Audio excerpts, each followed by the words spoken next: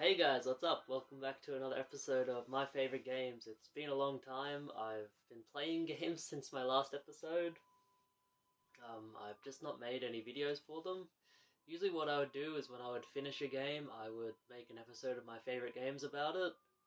Because generally if I finish a game, it's going to be one of my favorites. Otherwise I don't tend to finish them. Might turn this up.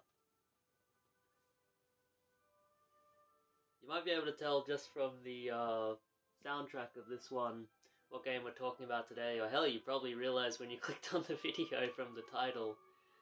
This is for a game that's had a lot of different variations. It was originally on the Nintendo DS in Japan, where it was a very different kind of game, but from my understanding had the same story. It was also on the PlayStation 3, and the version I played was the remaster of Ni no Kuni, Wrath of the White Witch. This remaster, I believe this might be the best way to play the game. You can get it on the Nintendo Switch as well, and I guess I would recommend getting it on the Switch if you have a public transport commute to work, like you take a long train ride or something. It'd be good to play it on the go and grind that way. But this is the way I played it on the PlayStation 4. It's improved graphics and performance over the PlayStation 3 version, although I don't notice it too much. It does look like a PS3 game. Not in a negative way, I do think the PS3 is a very good looking system. This is an RPG. This is like, it kind of borrows from the tropes of all classic RPGs, where it's like the hero's journey, humble beginnings, a grand evil overlooking the world, stuff like that. You play as this character here, Oliver. I played it with Japanese text sometimes, or Japanese voices, and some of the characters call him Oliver, which is kind of funny. But Oliver is a little boy living in a town called Motorville, and one night he and his friend take out a homemade car to try and run it, and they end up crashing it into a nearby lake. Now, I'm a bit foggy on the details, but I think his mother goes in to save him, and she does save him, but she gets hypothermia as a result and ends up passing away. And so Oliver is inconsolable. He has this tremendous guilt, and this he's kind of like a broken kid. Obviously he would be, and he never knew his father either. That's when a character called, what's his name, Pippi? This character here. I'm pretty sure his name was Pippi. Sometimes I forget the characters' names. He's a fairy, the High Lord of the Fairies, I think he calls himself. And he materializes out of Oliver's like stuffed toy, and he magics him away to a fairyland, like this fantasy world. I don't remember what the world is called. This is very off the cuff. I don't remember. But while he's there, you quickly discover that it's not a very nice place. It used to be, but there are monsters everywhere, and there's dark affliction affecting a lot of the people in the world. But Oliver, being a magician, there aren't many magicians left, because the Dark Lord, the Dark Djinn, destroyed them all. But Oliver has the ability to take heart and give heart, which is a magic spell that allows you to kind of skim someone's positive attributes off the top of them and give it to someone who is lacking in those. So say you're over-enthusiastic about something. Oliver can take a little bit of your enthusiasm, even you out, and give that enthusiasm to someone who completely lacks enthusiasm, like a lazy prick or something. Like a hikikomori or something. Same with like ambition, love, stuff like that. all like positive attributes he can take and give, which is a really cool concept. It makes for a lot of interesting missions within the game where you side missions where you visit all of these different villages and towns and cities, and you can take a positive attribute from someone and find someone else in the world to give that attribute to, and they give you rewards and stuff. Now, there is a very good reason to complete side missions in this game, and I really recommend that you do early on. Like, all throughout the game, just complete as many side missions as you can, because it makes the combat a lot easier, but it also gives you reward stamps. And reward stamps are... Every town has this one building where people go with a task. They want someone to do something for them. It can be a menial task, it can be an important thing, like, oh, I've lost my kid, I need someone to shingle my roof, I'm feeling sad, stuff like that. And you have to fix their issue. And you get reward stamps for every mission that you complete. And these reward stamps allow you to unlock kind of special perks. Some of them are useless, especially there's 4 layers of perks. You have to unlock every perk on one layer before it unlocks the next layer. And you could argue that only the ones on the very bottom layer are actually worth anything. But they're worth a lot. Like, I think on the bottom layer you get a perk that gives you an extra 100 HP and MP, which is like, I think, an incredible upgrade no matter what point you are at in the game. It really is game changing. It's like an Earthbound when Ness unlocks his inner potential, stuff like that.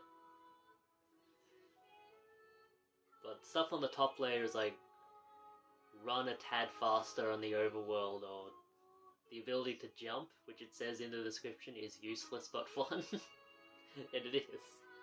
I think the only use I found for jump is to kick Pippi in the face and he'll tumble over, which I thought was really funny when I discovered it. I discovered it in like the very last section of the game, the White Witch's Castle.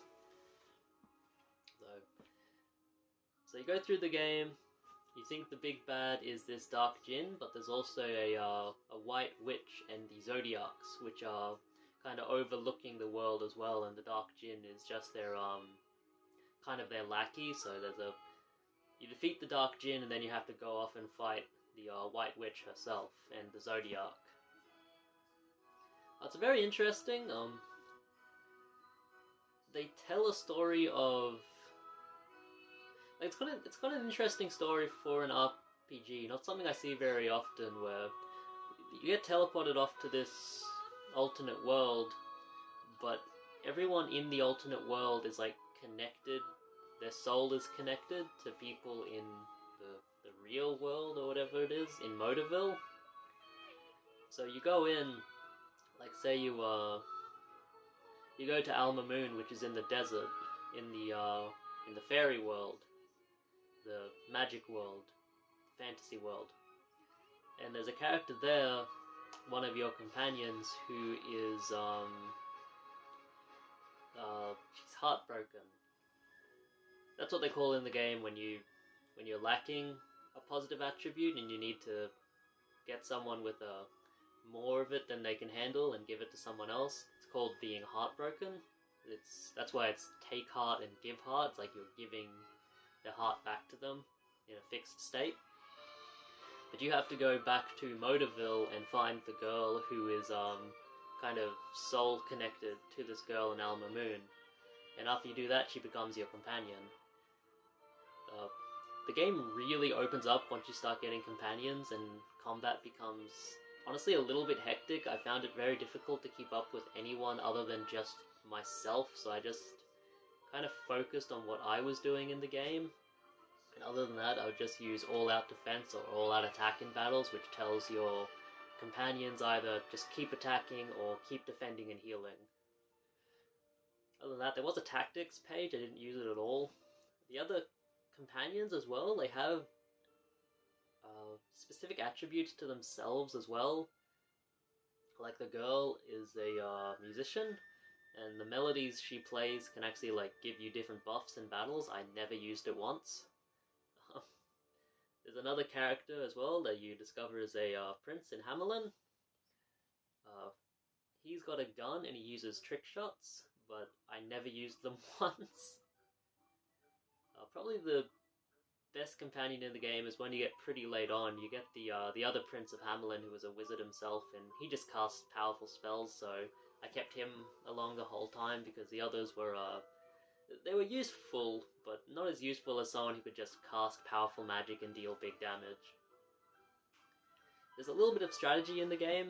Some enemies are weak to fire, water, storm, stuff like that, physical attributes, but your character can also be weak to those things depending on what you get nerfed with. Like, enemies can cast a spell on you that makes you heavier, makes your attacks slower, makes your agility less so your attacks miss a lot, stuff like that. So there's a bit of strategy there. Although overall, I think it's kind of on the level of like a Pokemon game where it's very baseline, very kind of basic. You kind of, if a character looks like a fire enemy, like if it's red, you just use a water spell and it does big damage. That's kind of the deal. So it's very baseline.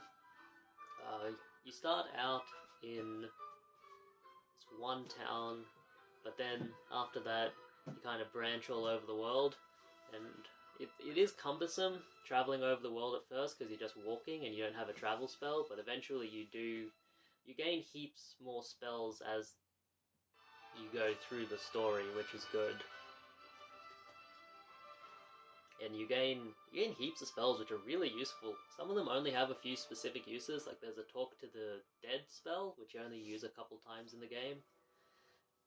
There's a Talk to Animals spell that you use a couple times in the game as well, and they're kind of locked to their missions and side missions. There's no grand use for them outside of them.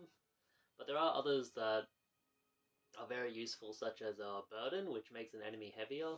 But for really large enemies, it can like completely landlock them and they can't move at all.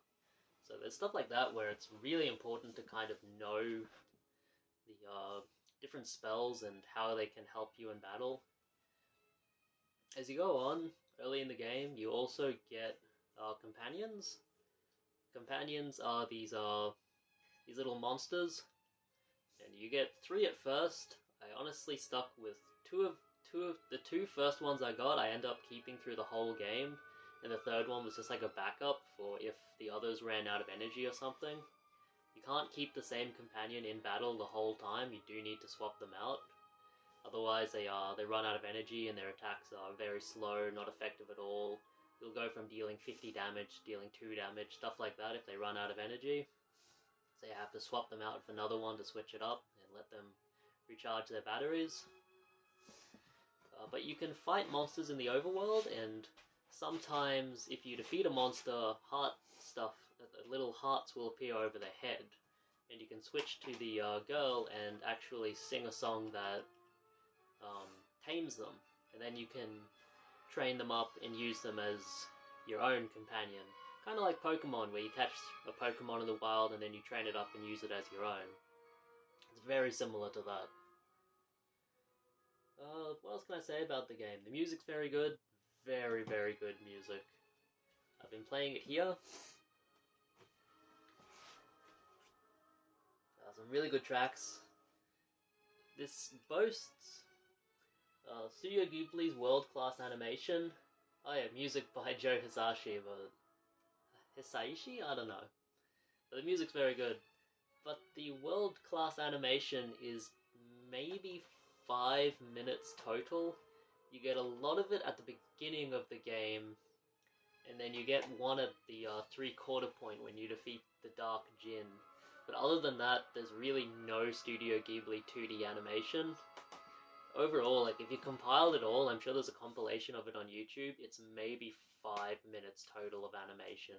Which is a shame. It would be cool if all of the cutscenes were 2D animation, but I understand it is very expensive to do that. Much more expensive than just in-game 3D cutscenes, where you've got all the models and you don't have to draw them individually every frame. But it's weird to... because that's what I remember from this game. When it was announced, people were saying, this is Studio Ghibli, the RPG, and they do have some hand in the animation, but this is a level 5 game. It's a great RPG, but I wouldn't compare it to like a Studio Ghibli work. I don't know, it doesn't really have that feel to it. It is good though, it is very, very good. If you like Studio Ghibli movies, you probably will enjoy this because it's got that kind of fantasy aspect to it, and it's got a like a dark twist as well, which I think a lot of Ghibli movies have. I do really recommend this. The amount of content in this is absolutely mind-boggling. I put 44 hours into this, and I was completing as many side missions as I could, grinding. By the end of the game, I was really, really over-leveled, but still had a bit of difficulty in some of the bosses.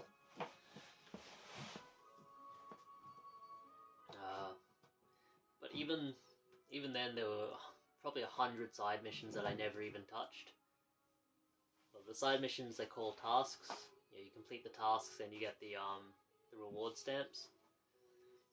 But you also have bounty hunts where you can go out and fight kind of mini-boss characters. They're not very tough later on in the game because you've gotten so over-leveled, but they are an interesting thing. Like, one of them is a big, fat, gelatinous monster that sings. So they're very interesting. One's a whale.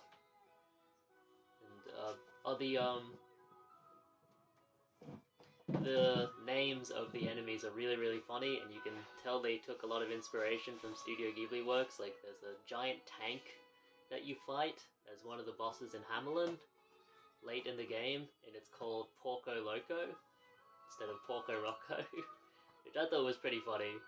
I'm sure there's 100 that I didn't get the reference to, but there's others that are really funny. Some of them are just funny in general. Like, there's one that you fight in a swamp called Foul-Tempered Ex-Girlfriend. It's really, really funny, because she's like this, like a weird-looking thing with long hair and, like, blue skin. Like a drowned corpse or something. It's very, very funny. I thought it was very funny anyway. I'm sure it's different in Japanese, but in English the names are very, very funny. Later on in the game, travel becomes much easier because you get a dragon to fly on the back of, and you also get a travel spell that allows you to visit places that you've traveled to before. And the game, it gives you a lot of options for travel. You can travel on foot, and one of the reward stamps actually heals you if you travel this way on foot. So your HP will be regained just by running around like in Eternal Darkness. Which I thought was an interesting comparison. I'm sure they didn't realize that as they were making it. But in Eternal Darkness you can run around, and that increases your magic points. So what I used to do in Eternal Darkness, I just run in a circle after battling enemies and use that to get all my health back. Because you can just cast a healing spell. You get a ship as well later on, which allows you to travel out to the seas and all the different islands. There's a lot of stuff to see on the islands. Some stuff you discover and you have no idea what it is, but later on in the game you can come back and interact with it. You get a dragon as well that allows you to fly over the world. That's probably the fastest way to visit areas you've never been to before. It also allows you to skip areas, which I don't recommend. But it does allow you to do that. Not like skip areas, but kind of like... Because you can tell they kind of made the game in a way of, oh, everywhere should be accessible by sea. So you arrive at a shore, and you battle your way up to the town, then you battle your way up to the boss area, stuff like that. But when you have the dragon, you can just like fly to the boss area and land there and go in and do the dungeon and fight them. All of the bosses are within these dungeons, and the dungeons are pretty good. The layouts are very simple, you're not going to get lost, really. There's a lot of secrets to find in the dungeons, lots of treasure chests. As you unlock different characters, you can go back and find different chests, like the character that has the gun, he can shoot open a treasure chest because he has a gun with a grappling hook on it. So there are treasure chests that are green that you couldn't access before. Other ones were locked by magic. You need a powerful wand in order to unlock them, so you go back and unlock them later in the game. You get like items that are really good in the late game stages, like Pixie Dew, which restores your MP to full, stuff like that.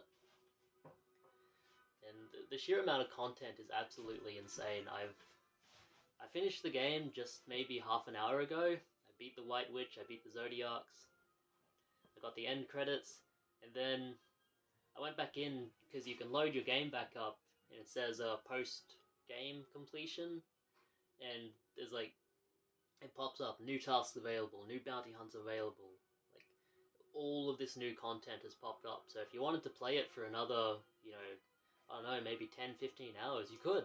Even if you did everything before the final boss battle, you could go back and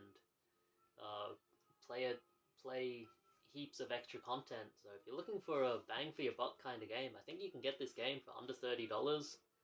And if you sit down and you're really, really enjoying it, you can get 50, 60 hours worth of content out of this, which is absolutely stellar. There's also, I heard a lot of people talk about burnout with this game, but I felt like it constantly introduced new things that kept me interested, and no two areas are really the same. Like, Alma Moon is a desert area, Hamelin is a like a kind of mountainous area with a lot of mines around it and a dark forest. There's a lot of different kind of areas in the game. Obviously, when you take to the seas, you find a lot of like beach island paradises, stuff like that. There's a lot of different areas in the game, and as you go through the story, you're constantly unlocking new spells, and I found myself going back and trying new spells on things that had me stumped in the past. Like, you would come upon an obelisk and you couldn't read it, but then you get a spell that allows you to like do translations and stuff, so you go back and you can read it now, and there's useful tips and hints on where like valuable chests are, stuff like that. It's a very interesting game. I really, really enjoy it. I'm not sure if I'll play the sequel anytime soon. I hear it's even longer, but it's supposed to be really good as well. I'm not sure if it had the Studio Ghibli connection, but I really did enjoy this game. Oh, I won't spoil it, though. Oliver goes to this fantasy world on the hopes that he can resurrect his mother by finding her like soul partner, soulmate, in the fantasy world, but it's not as clear-cut as it seems, unfortunately. That's all I'll say. The story's really good too. I don't want to spoil everything about it, because there are some twists and turns. I do recommend playing this game. It is really, really good, but I think most people recognize it's pretty good, but I think over time it's gotten, not a bad reputation, but something of a flawed masterpiece kind of feeling, and I can understand that, but I really, really enjoyed it. I'm not sure, I wouldn't say it reaches the heights of like a Chrono Trigger or an Earthbound, the really high highs, but it's like consistent all the way through. With something like an Earthbound, there's like there's crevices and mountains, there's valleys and mountains. Where there's sections of the game where I just really don't want to play it, and there's sections where like I'm completely hooked. With this game, I'm more or less hooked all throughout it. Even when I defeated the Dark Djinn and thought the game was over and the game continued going on for another 10 hours, I was a little bit annoyed because I thought, oh, why'd you have this big epic boss battle if it's not the end of the game? And they build it up like, oh, Oliver's gonna go home, here's the big party, here's his send-off, you've defeated the Empire and the Ewoks are celebrating at the end, stuff like that. And then all of the characters in all the towns are turned into monsters by the White Witch, and now you have to save them again. So it's a little bit annoying in that, but I did still enjoy playing it all the way through to completion. It goes on for another 5 to 10 hours, depending on how long you want to take to do things. And I really enjoyed it. Really, really enjoyed it. So yeah. Ni no Kuni, Wrath of the White Witch. I do recommend it. If you like your RPGs and you haven't checked it out for whatever reason, check it out.